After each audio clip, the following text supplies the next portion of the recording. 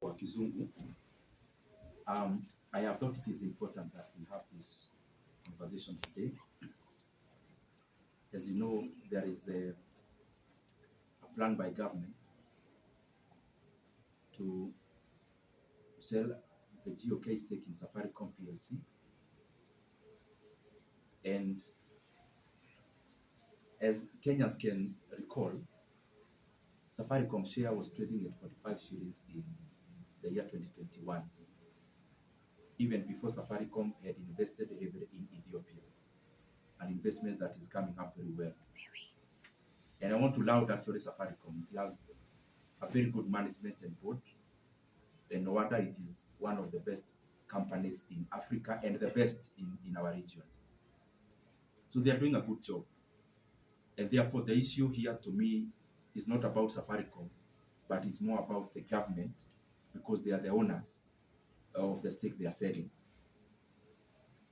The government has totally let Kenyans down by wanting to sell Safaricom for a song, because a company that was valued at 1.8 trillion in 2021, that a share was valued at 45 shillings then by the market. Then the government, instead of selling at a premium from the last highest price in the last 5 years, they are now selling at a discount of 34 shillings. And then they purport that they are selling at a premium based on the current market price. There is no company in the NSC that is valued appropriately. And therefore you cannot use the valuation in the market to gauge how much value Safaricom is.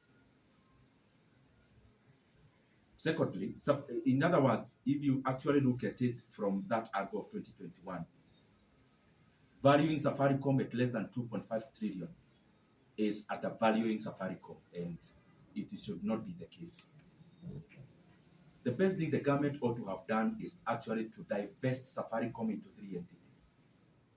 To have Safaricom the telco, Safaricom Financial Services, and also to have Safaricom Towers, so that the sum of the total becomes more than the whole. And that is why what most of the people who want to get value out of their businesses do. But the government, through the National Treasury, definitely sided with the buyers instead of doing what is right for the Kenyan people.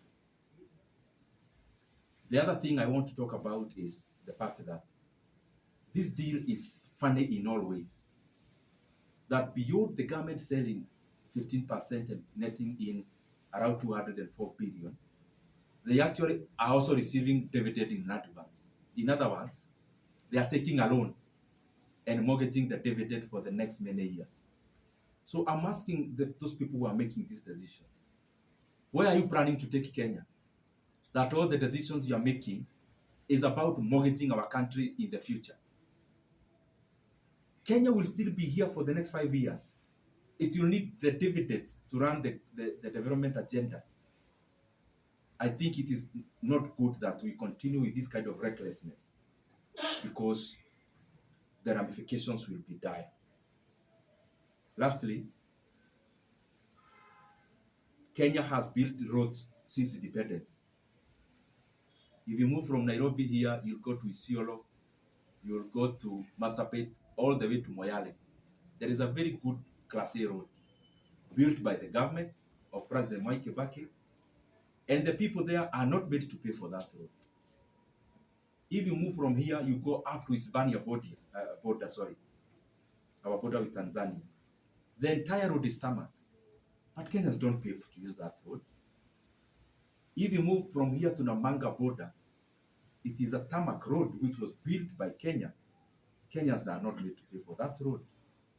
Why are we making Kenyans to pay for the road from Nairobi to Nakuru, from Rironi to Marsabit, and we are crossing any other alternative so that all Kenyans will be made to pay? The government must build that road, but Kenyans must not be made to pay toll on that road, because a road is a public good. Na ya mwisho, kuna hii plan ya kuweka dwelling from Pagani to Muthaiga to Kiambu to Burial.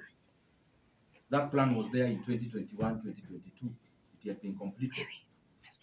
Instead of the government politicizing that project that had already been concluded the last 3 years, they should apologize to Kenyans who used the Kiambu Road for delaying that road for 3 years, only to build it when it is politically relevant.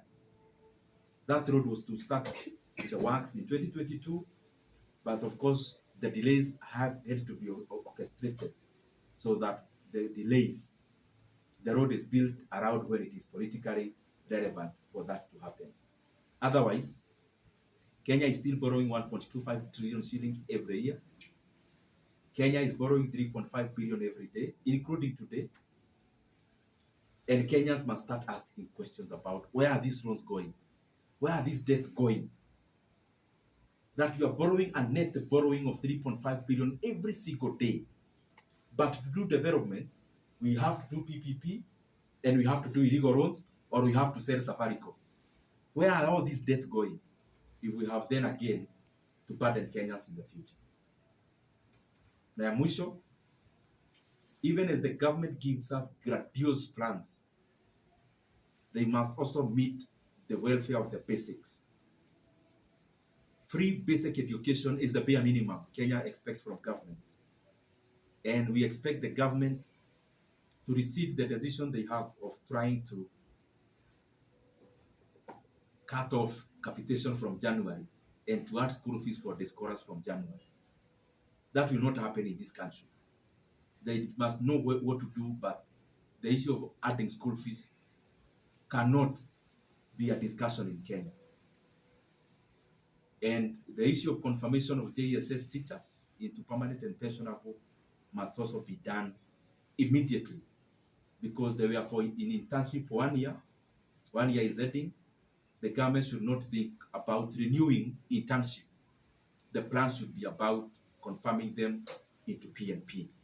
And if there is no money in the budget, the government knows clearly they can invoke Article 223, where they can spend the money they bring for ratification to Parliament later.